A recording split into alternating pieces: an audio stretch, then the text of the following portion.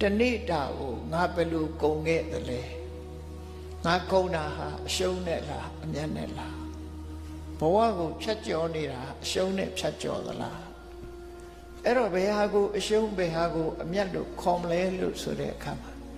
လူဘဝရလာတာဟာကုသိုလ်ကြောင့်ရလာကုသိုလ်ကောင်းမှုနဲ့အချိန်မကုန်ဘဲနဲ့အကုသိုလ်နဲ့အချိန်ကုန်နေဆိုရင်ကုသိုလ်ကြောင့်ရတဲ့ဘဝကိုအလကားအသုံးပြုဖြစ်လိုက်တဲ့အကုသိုလ်တွေနဲ့ဆိုရင်ဒါအရှုံးပေါ်သွားပြီလို့ဆိုလို့တနေ့ရင်ရှုံးတာမဟုတ်ဘူးတသက်တာအလုံးလုံးကြပြီဆိုရင်အကုသိုလ်တွေနဲ့ဆိုရင်ရှုံးနေပြီအရင်ကရှိတာကိုဆိုပါတော့အတိတ်ဘဝကဒါနကောင်းမှုလုပ်လို့ဒီဘဝမှာချမ်းသာကြွယ်ဝတယ်ဒီဘဝကျတော့မိမိလျော့ရော့